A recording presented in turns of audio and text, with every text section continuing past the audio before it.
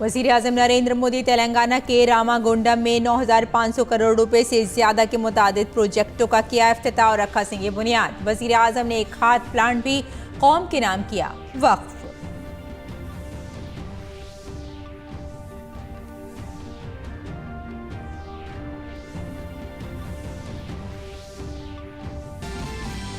वज़ीर-ए-आज़म नरेंद्र मोदी ने बेगमपेट में जलसाए आम से खिताब करते हुए तेलंगाना रियासती हुकूमत पर तोहम परस्ती फैलाने का लगाया इल्ज़ाम। कहा, तेलंगाना में छटेंगे अंधेरे, खिलेगा बीजेपी का कमल। RFCL कीमियाई खाद फैक्ट्री का किया दौरा।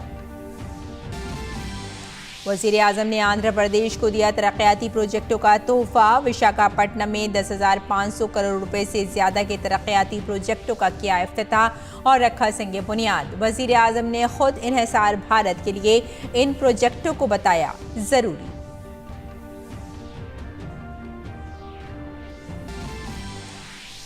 हिमाचल प्रदेश की तमाम 68 असेंबली सीटों पर हुई वोटिंग। दिन के 3 बजे तकरीबन 55% पोलिंग की गई दर्ज। 412 उम्मीदवारों की किस्मत का होगा फैसला। वोटों की गिनती 8 दिसंबर को।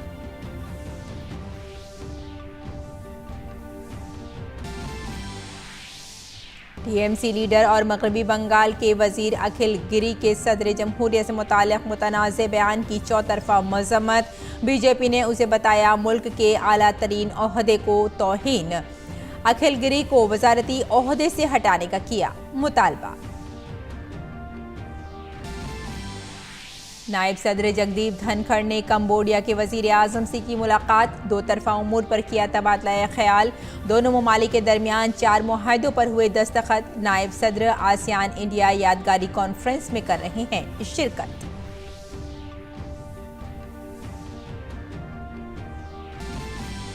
कंबोडिया में सालाना आसियान सरबराही इजलास के पहले दिन छाया म्यांमार बहरान का मामला। जनूब मशरक़ी एशियाई रहनुमाओं ने म्यांमार के अपोजिशन ग्रुपों को शामिल करने से किया इत्तफाक। गुज़श्ता साल की तख्ता पलट के बाद वहां झड़पों में हलाक हुए हजारों अफराद। रूस को बड़ा धचका। रूस यूक्रेन जंग में यूक्रेन की फौज को बड़ी कामयाबी। रूसी फौज खैरसोन से गई वापस। यूक्रेनी फौज ने मनाया जश्न। सदर ज़ेलेंस्की ने की तारीफ।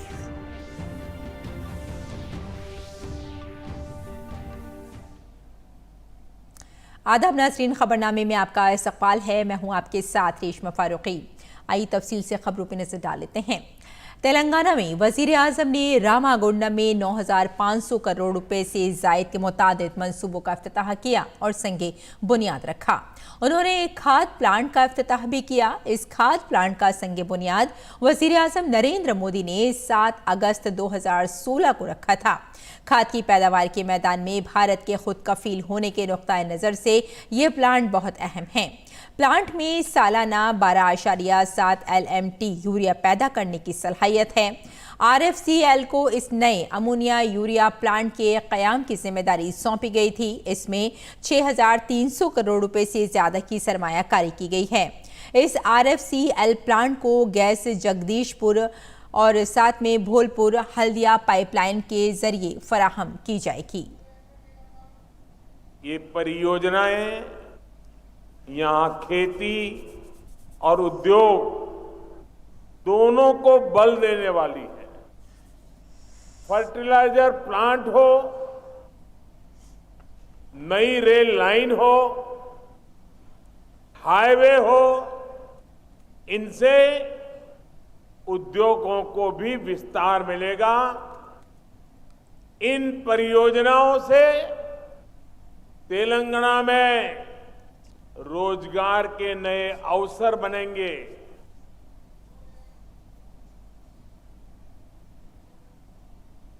वज़ीर-ए-आज़म ने 1,000 करोड़ रुपए की लागत से तामीर की गई भद्राचलम रोड सतुपल्ली रेल लाइन को भी कौम के नाम किया वक्फ। वज़ीर-ए-आज़म ने बताया कि भारत दुनिया की तीसरी सबसे बड़ी मईशत बनने की दहलीज पर है।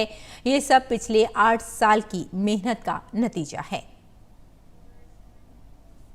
तमाम एक्सपर्ट्स कह रहे हैं कि भारत बहुत जल्द दुनिया की तीसरी सबसे बड़ी इकोनॉमी बनकर के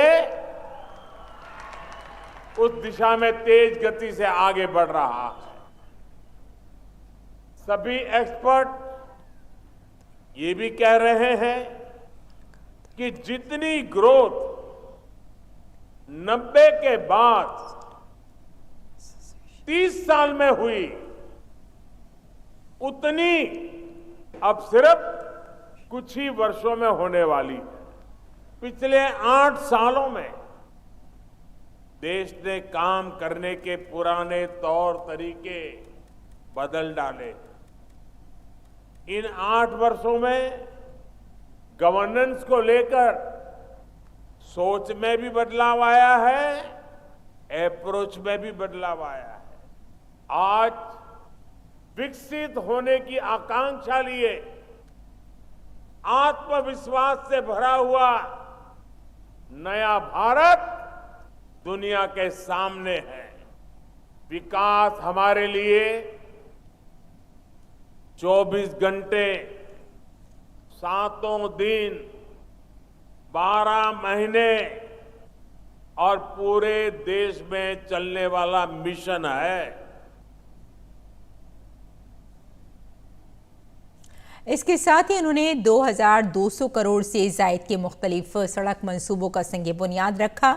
इसमें NH 765 DG का मेढक सदीपेट एलका थोरथी सेक्शन, NH 161 BB का बौधन बसर और भैंसा सेक्शन, NH 353 C का सिरोंचा ता महादेवपुर सेक्शन शामिल है। वज़ीर-ए-आज़म ने तेलंगाना के बेगमपेट में बीजेपी कारकुनों से खिताब किया। उन्होंने तेलंगाना हुकूमत पर सियासी हमले किए। वज़ीर-ए-आज़म ने तनकीद करते हुए कहा कि तेलंगाना के नाम पर आगे बढ़ने वाली पार्टी ने अवाम को पीछे छोड़ दिया। वज़ीर-ए-आज़म ने इल्ज़ाम लगाया कि तोहम परस्ती और मायूसी में डूबी तेलंगाना हुकूमत बदउनवानी का अड्डा बनकर गठजोड़ कर रही है। कुछ लोग कार्रवाई से बचने के लिए एकजुट होने का प्रयास कर रहे हैं, भ्रष्टाचारियों का गठजोड़ बनाने का प्रयास कर रहे हैं। लेकिन तेलंगाना की जनता, देश की जनता ये देख भी रही है, समझ भी रही है। भ्रष्टाचार और परिवारवाद गरीब का सबसे बड़ा दुश्मन होता है। भ्रष्टाचार और परिवारवाद विकास का सबसे बड़ा दुश्मन होता है। इसलिए भाजपा भ्रष्टाचार और परिवारवाद दोनों से लगातार मोर्चा ले रहा है। वज़ीर-ए-आज़म नरेंद्र मोदी ने बीजेपी कारकुनों की हौसला अफजाई की और यकीन दिलाया कि जल्द ही तेलंगाना के अवाम बदइंतजामी का खात्मा करने वाले हैं और रियासत में अंधेरे के बाद सूरज तुलू होने वाला है और कमल खिलने वाला है। कुछ लोग निराशा के कारण, हताशा के कारण,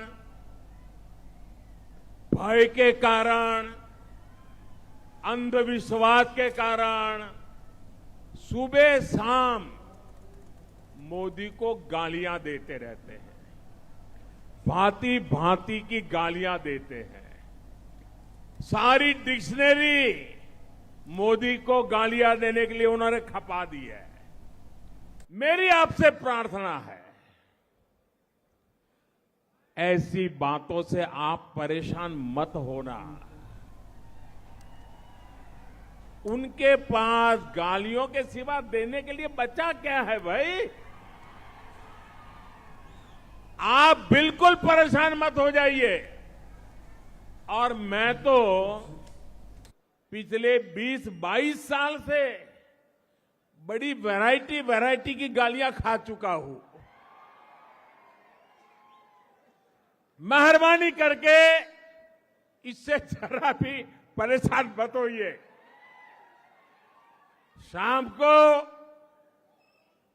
उन गालियों को, उस पर बड़ी हंसी मजाक कीजिए, बढ़िया चाय पीजिए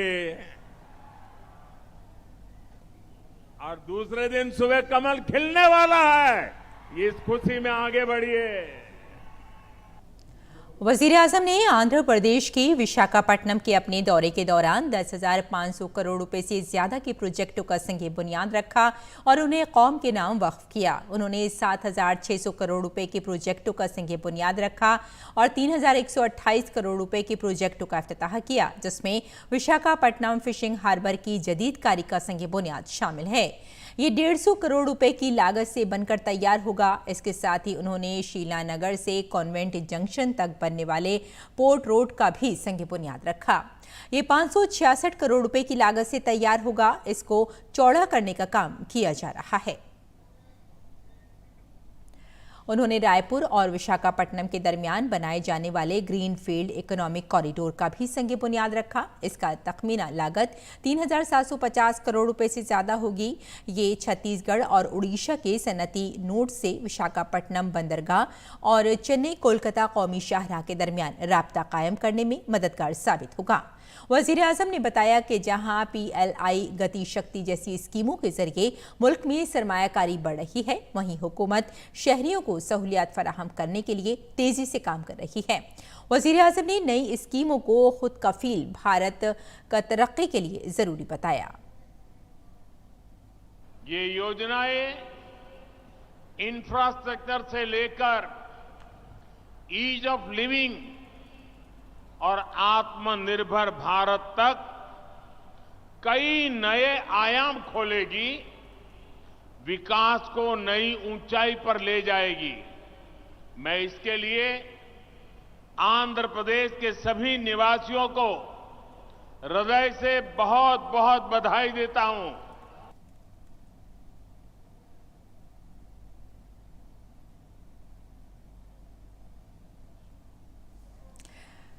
इसके साथ ही वजीर आजम ने तकरीबन 450 करोड़ रुपए की लागत से तामीर होने वाले विशाखापट्टनम रेलवे स्टेशन की तामीर नौ का भी संग बुनियाद रखा। स्टेशन की तामीर नौ के बाद रोजाना 75,000 मुसाफिरों के लिए बेहतर खदमात और सहूलियात मैसर होंगी।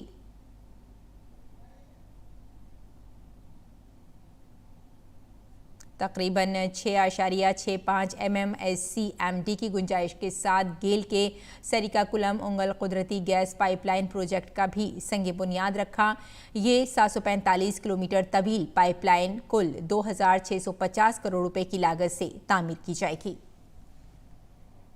वजीर आजम ने सरिकाकुलम कचपति कॉरिडोर के हिस्से के तौर पर 200 करोड़ रुपए से ज्यादा की लागत से तामीर करदा NH 326A के पथपट्टनम हिस्से को कौम के नाम वक्फ किया। उन्होंने बताया कि जब पूरी दुनिया जदोजहद के दौर से गुजर रही है, ममालिक के सामने तवानाई और सप्लाई चीन का बहरान खड़ा है, ऐसे में दुनिया उम्मीद से भारत की तरफ देख रही है। इसकी वजह यह है कि भारत तेजी से तरक्की कर रहा है और इसकी खास बात शमूलियत पर मबनी होना, खासकर महरूमों की तरक्की करना और इस बात को यकीनी बनाना है कि हर शख्स को जदीद सहूलियात और नए तामीर शुदा इंफ्रास्ट्रक्चर तक रसाई हासिल हो। हमारा विजन है समावेशी विकास का, इंक्लूसिव ग्रोथ का। हम कभी इसे लेकर दुविधा में नहीं फंसे कि हमें पोर्ट पर ध्यान देना है कि हाईवे पर। हमने इंफ्रास्ट्रक्चर के विकास को लेकर के नई अप्रोच अपनाई। हमने विकास के इंटीग्रेटेड व्यू को महत्व दिया। आज जिस इकोनॉमिक कॉरिडोर की नींव रखी गई है, उसमें 6 लेन वाली सड़क का प्रावधान है। पोर्ट तक पहुंचने के लिए एक अलग सड़क भी बनाई जाएगी। गति शक्ति प्लान से न सिर्फ इंफ्रास्ट्रक्चर निर्माण की रफ्तार तेज हुई है, बल्कि इससे परियोजनाओं पर लगने वाला खर्च भी कम हुआ है। इसके अलावा पेट्रोलियम सेक्टर के मंसूबों का भी इफ्तिताह किया गया। उन्होंने 2,900 करोड़ रुपए से ज्यादा की लागत वाले ONGC के you field onshore deep water block project को कौम के नाम वक्फ किया। वहां रोजाना तकरीबन 3 million metric standard cubic metre gas पैदा की जा सकती है। और अगली खबर की जाने बढ़ते हैं। हिमाचल प्रदेश असेंबली इंतखाबात के लिए आज वोटिंग हुई। रियासत की तमाम 68 असेंबली सीटों पर एक साथ वोट डाले गए। वोट सुबह 8 बजे से शाम 5 बजे तक डाले गए। दिन के 3 बजे तक तकरीबन 55% पोलिंग दर्ज की गई। इलेक्शन कमीशन ने इंतखाबात में ज्यादा से ज्यादा राय दहिंदगान की शिरकत को यकीनी बनाने के लिए वसी पैमाने पर इंतजाम किए थे। रियासत की 68 नशस्तों के लिए 24 खवातीन समेत 412 उम्मीदवार इंतखाबी मैदान में हैं। रियासत में पोलिंग के लिए 7,884 पोलिंग स्टेशन कायम किए गए थे, जिनमें 3 मुआविन पोलिंग स्टेशन शामिल हैं। इनमें 2 कांगड़ा में और एक 16 जिले में हैं। सबसे ज्यादा 1,625 पोलिंग स्टेशन कांगड़ा जिले में बनाए गए थे, जबकि सबसे कम 92 पोलिंग स्टेशन लाहौल स्पीति जिले में बनाए गए थे। रियासत में तमाम पोलिंग पार्टियां अपने मुताल्लिका पोलिंग स्टेशनों और दूर दराज इलाकों में पहुंच गई थीं। वहीं आज़ादाना और मुनसिफाना इंतखाबात के इनेकाद के लिए रियासत के मुख्तलिफ हिस्सों में सेंट्रल आर्म्ड पुलिस फोर्सेस की 67 कंपनियां तैनात की गई थीं। असेंबली इंतखाबात के लिए स्टेट डिजास्टर मैनेजमेंट प्लान भी तैयार किया गया था, जिसके तहत किसी भी नाखुशगवार वाक़े या फिर कुदरती आफात से निमटने के लिए रियासत के मुख्तलिफ हिस्सों में NDRF और SDRF के अहलकारों को तैनात किया गया था। वहीं हिमाचल पुलिस के अलावा हिमाचल से मुत्तसिल दीगर रियासतों की सरहदों की निगरानी के लिए सेंट्रल सिक्योरिटी फोर्स के जवानों को भी तैनात किया गया था। बीजेपी के कौमी सदर JP नड्डा ने बिलासपुर में अपने हक़ राय दही का इस्तेमाल किया।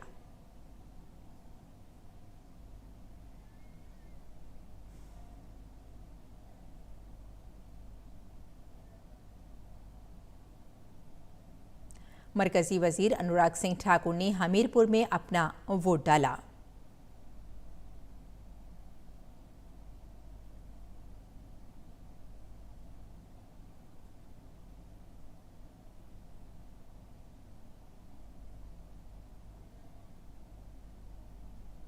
वहीं कांग्रेस रुकन पार्लियामेंट आनंद शर्मा ने शिमला के लॉन्गवुड में अपना वोट डाला।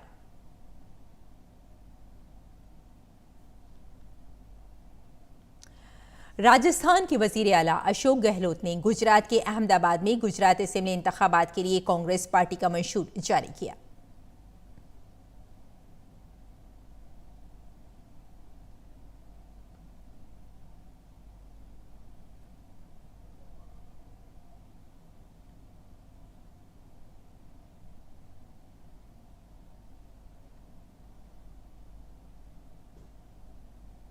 ममता बनर्जी की हुकूमत में वजीर अखिल गिरी सदर द्रौपदी मुर्मू पर नाज़ेबा तबसरा करके तनाज़ात में घिर गए हैं। उन्होंने नंदीग्राम में एक जलसे से खिताब करते हुए सदर द्रौपदी मुर्मू पर नाज़ेबा तबसरा किया है। बीजेपी ने खवातीन के कौमी कमीशन को खत लिखा है। उन्होंने TMC लीडर अखिल गिरी की गिरफ्तारी का मुतालबा किया है। इसके अलावा उन्हें MLA के ओहदे से बरतरफ करने का भी मुतालबा किया गया है। दरहकीकत मगरबी बंगाल के वजीर अखिल गिरी की ये तकरीर कैमरे में कैद हुई है, जो अब सोशल मीडिया पर वायरल हो रही है, जिसकी वजह से अब वजीर आला ममता बनर्जी की भी किरकिरी हो रही है।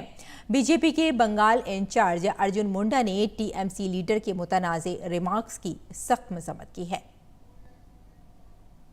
विरोधी है और इसी वजह से राष्ट्रपति के चुनाव के समय में भी इन्होंने आदिवासी न बने इस देश का, महिला न बने इस देश का, इस तरह का हथकंडा अपनाया, ऐसे प्रत्याशी खड़ा किए और जब ये बन गई तो अब ये पच नहीं रहे। मंत्रिमंडल से उसको बर्खास्त करना चाहिए और देश के सामने ममता बनर्जी को आगे सार्वजनिक रूप से माफी मांगना चाहिए कि सर्वोच्च पद पर बने महिला के बारे में उसके मंत्रिमंडल के सदस्य इस तरह का अभद्र टिप्पणी कर। बीजेपी के कौमी तर्जुमान गौरव भाटिया ने एक प्रेस कॉन्फ्रेंस के दौरान अरविंद केजरीवाल पर हमला बोला। उन्होंने अरविंद केजरीवाल को मुनाफिक, नालायक और बुज़दिल DND केजरीवाल करार दिया। उन्होंने कहा कि इख्तिदार हासिल करने के लिए आम आदमी पार्टी की क्या मजबूरी है कि वो नफरत की सियासत करने वालों से खुद को दूर नहीं कर पा रही है। फर्जीवाल से ये जरूर पूछेंगे, ऐसी भी क्या है मजबूरी, नफरत करने वालों से नहीं बना पा रहे हो दूरी। भारतीय जनता पार्टी चुनाव में जाती है सकारात्मक सोच लेके। स्टार कैंपेनर्स के नाम आते हैं। स्टार कैंपेनर मतलब पार्टी की विचारधारा को जो मजबूती से सामने रखे। साथ ही उन्होंने कहा कि आपके लीडर इंतखाबात में ऐसे लोगों की हौसला अफजाई करते हैं जो मुल्क में नफरत की सियासत करते हैं। ये स्टार कैंपेनर की सूची है एमसीडी चुनाव दिल्ली के। 22 नंबर पे जो नाम है, ये नाम स्टार कैंपेनर श्री राजेंद्र पाल गौतम का है। राजेंद्र गौतम ने हिंदू अनुयायियों की भावनाओं को आहत करके, मैं गौरी गणपति आदि हिंदू धर्म के किसी भी देवी देवताओं को नहीं मानूंगा और ना ही उनकी पूजा करूंगा। और कंबोडिया के दारुल हुकूमत नोम पेन में 19वें आसियान भारत यादगारी सरबराह कॉन्फ्रेंस का आगाज हो गया है। इसमें नायब सदर जमहूरिया जगदीप धनखड़ हिस्सा ले रहे हैं। इस साल आसियान भारत ताल्लुकात की 30वीं सालगिरह मनाई जा रही है और इस साल को आसियान भारत दोस्ती के साल के तौर पर मनाया जा रहा है। कबल अज़ीं नायब सदर जमहूरिया ने कंबोडिया के वज़ीर आज़म हुन सेन के साथ दो तरफ़ा बातचीत की। इस दौरान दोनों रहनुमाओं ने इंसानी वसाइल, डिमाइनिंग और तरक्याती मंसूबों समेत वसीतर दो तरफ़ा ताल्लुकात पर तबादला ख्याल किया। इस मौके पर दोनों ममालिक के दरमियान सकाफत, जंगलाती ज़िंदगी और सेहत के शोबों में 4 मुआहदों पर दस्तखत भी किए गए।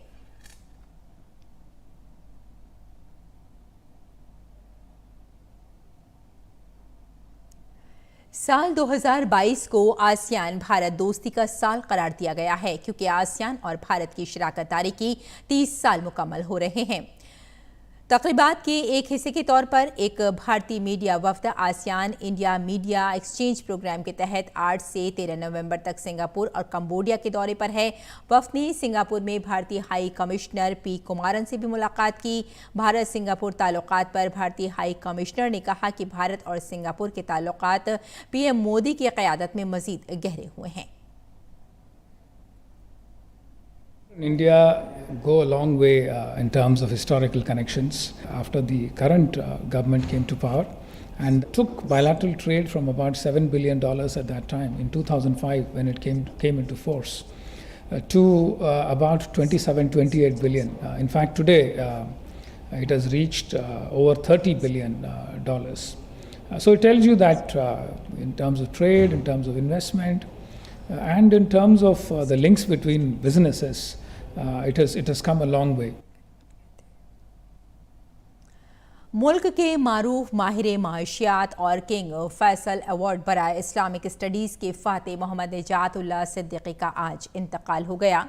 1931 में पैदा हुए निजातुल्लाह सिद्दीकी ने अलीगढ़ मुस्लिम यूनिवर्सिटी में माशियात के एसोसिएट प्रोफेसर और इस्लामी उलूम के प्रोफेसर और किंग अब्दुल अजीज़ यूनिवर्सिटी जद्दा सऊदी अरब में इसके centre for research in Islamic economics में माशियात के प्रोफेसर के तौर पर अपने खिदमात अंजाम दी। बादज़ा वो university of California Los Angeles में center for Near Eastern studies में फ़ेलो बन गए और इसके बाद Islamic research and training institute Islamic development bank Jeddah में विजिटिंग स्कॉलर बने और वो उर्दू और इंग्लिश के नामवर अदीब भी थे। उनकी मुतादिद तख्लीक़ात का अरबी, फ़ारसी, तुर्की, इंडोनेशिया, मलेशियाई, थाई वगैरह में तर्जुमा हो चुका है। उनकी सबसे ज़्यादा पढ़ी जाने वाली किताब बग़ैर सूद के बैंकिंग से मुताल्लिक़ है जो 1973 से 2000 के दरमियान 3 ज़बानों में 27 एडिशनों में शाये हुई। और खेल की खबरों में पाकिस्तान और इंग्लैंड के दरमियान ICC T20 और वर्ल्ड कप का फाइनल मैच MCG ग्राउंड पर खेला जाना है। इस मैच के पेश नज़र अब किस टीम को बरतरी हासिल होगी, इस मैच में बारिश का खदशा कितना है, इस सिलसिले में बता रहे हैं मेलबर्न में मौजूद हमारे नामानिगार अभिषेक महाजन। इंग्लैंड और पाकिस्तान दोनों ही टीमें T20 विश्व कप जीतने से बस एक कदम दूर हैं। इंग्लैंड जीतेगी या पाकिस्तान, ये देखने वाली बात होगी, लेकिन हेड टू हेड रिकॉर्ड की अगर हम बात करें तो इसमें इंग्लैंड आगे है। सबसे पहले हम वार्म अप मुकाबले की बात करें तो इंग्लैंड ने पाकिस्तान को 6 विकेट से मात दी थी। पाकिस्तान का सफर अच्छा नहीं रहा था टूर्नामेंट में, ये हम सब जानते हैं। और T20 वर्ल्ड कप में हेड टू हेड की अगर हम बात करें तो इंग्लैंड इसमें भी 2-0 से आगे है। ओवरऑल हेड टू हेड की हम बात करें तो इसमें भी इंग्लैंड 18-9 से आगे है, यानी इंग्लैंड 18 मुकाबले जीता है पाकिस्तान के खिलाफ और पाकिस्तान 9 मुकाबले जीतने में कामयाब हुआ है। एक जो मैच है उसका कोई नतीजा नहीं आया था। अब हम सफर की बात कर ले, पाकिस्तान का सफर अच्छा नहीं रहा है पूरे टूर्नामेंट में, ये हम सब जानते हैं। वो भारत से हारे पहला मुकाबला, उसके बाद जिम्बाब्वे के खिलाफ उनको हार का सामना करना पड़ा। सब यही कह रहे थे कि पाकिस्तान का ऐसा प्रदर्शन शायद कभी नहीं रहा है, लेकिन फिर नेदरलैंड्स ने साउथ अफ्रीका को हराया, पाकिस्तान के चांसेस बने, नॉकआउट मुकाबला हुआ पाकिस्तान और बांग्लादेश के बीच में, पाकिस्तान उसमें विजय हुआ, फिर न्यूजीलैंड को हराकर वो फाइनल में आया और वन साइडेड मुकाबला था उनका न्यूजीलैंड के खिलाफ भी। इंग्लैंड का भी कोई जो सफर है वो अच्छा नहीं रहा था, वो उनकी शुरुआत अच्छी नहीं रही, फिर वो आयरलैंड से हार गए, उसके बाद वापसी करी, न्यूजीलैंड को उन्होंने हराया, उसके बाद उन्होंने भारत को एक तरफा जीत दर्ज की भारत के खिलाफ। लेकिन क्या इंग्लैंड पाकिस्तान को हराने में सफल हो पाएगा, ये देखने वाली बात होगी। 1992 वर्ल्ड कप से सब कंपेयर करें और बहुत सिमिलैरिटीज भी हैं। आप देखिए 1992 वर्ल्ड कप में पाकिस्तान ने इंग्लैंड को हराया था इसी वेन्यू पर MCG में 30 साल पहले, यानी 30 साल बाद एक बार फिर से इंग्लैंड और पाकिस्तान आमने सामने होंगी। उस टाइम भी यही हुआ था कि न्यूजीलैंड को हराकर पाकिस्तान फाइनल में आया था। लेकिन क्या बाबर आजम की कप्तानी में एक बार फिर से हो पाएगा? अब हम एक्सपर्ट्स की माने तो चांसेस ऑफ रेन है 13 तारीख को, यानी मैच के दिन, और वो जो चांसेस हैं वो 100% हैं। BOM जो यहाँ पे सरकारी मेट डिपार्टमेंट है उसके हिसाब से थंडरस्टॉर्म्स भी आएंगे और जो चांसेस ऑफ रेन है वो 100% के हैं, और जो रेन भी है वो 8 से 20 mm है, यानी अच्छी खासी यहाँ बारिश हो सकती है। और रिजर्व डे भी है 14 तारीख को, लेकिन 14 तारीख को भी जो चांसेस ऑफ रेन है वो 95% है, यानी 95%। अब इवेंट टेक्निकल कमेटी ने यह फैसला किया है, जो ICC की है, कि जो रिजर्व डे में जो प्लेइंग आवर्स हैं उसको 2 घंटे से बढ़ाकर उसको 4 घंटे कर दिया जाए, वो हो गया। उसके बाद 10 ओवर कम से कम दोनों टीमों को खेलने हैं कि रिजल्ट आए, यानी अगर पहली टीम 10 ओवर खेल लेती है और दूसरी टीम भी 10 ओवर खेल लेती है तभी इस मैच का नतीजा निकाला जाएगा। नहीं तो जो ट्रॉफीज हैं, अगर रिजर्व डे में भी मैच नहीं हो पाता है, जो ट्रॉफीज हैं वो इंग्लैंड और पाकिस्तान के बीच में शेयर होंगी। लेकिन ऐसा कोई भी नहीं चाहता है, ना इंग्लैंड चाहेगा, ना पाकिस्तान चाहेगा, ना ICC चाहेगा, कोई भी नहीं चाहता कि ट्रॉफी शेयर हो, वो भी वर्ल्ड कप फाइनल की। तो उम्मीद करेंगे कि वेदर स्पॉइल स्पोर्ट ना हो, लेकिन अभी ऐसा ही लगता है कि 13 तारीख और 14 तारीख को बारिश आएगी, लेकिन उम्मीद यही करेंगे कि मैच के दौरान कम से कम बारिश ना आए। कैमरामैन राकेश कुमार के साथ MCG से अभिषेक महाजन, DD न्यूज़।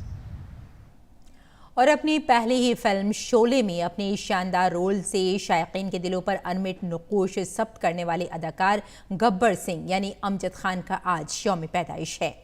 आपको छोड़े जाते हैं उन पर फिल्माए गए कुछ नगमों के साथ, आप उनसे महसूस हों और हमें यही इजाज़त दें। आदाब। देवा हो देवा गणपति देवा, तुमसे बढ़कर कौन, स्वामी तुमसे बढ़कर कौन, और तुम्हारे भक्त जनों में हमसे बढ़कर कौन, हमसे बढ़कर कौन। माँ तो है माँ, माँ तो है माँ, माँ जैसी दुनिया में है कोई कहाँ, माँ तू ही पूजा, पूजा का वरदान माँ। ये लोक तू है, परलोक तू है, तुझ में है दोनों जहाँ। जिंदगी जो है मिली हंसी खुशी गुजारो, तुम जियो तो यूं जियो के सारा जहां सवारो, प्यार लुटाए औरों के काम आए, यही तो जिंदगी है मेरे प्यारे। तू है मेरी दीवानी, मैं हूँ तेरा दीवाना, सारा जमाना जाने तेरा मेरा याराना, तेरा मेरा मेरा तेरा याराना, अरे तेरा मेरा मेरा तेरा याराना। मेरे यार मेरी आंखों में तू, मेरे होठों पे है तेरा नाम, सुबह शाम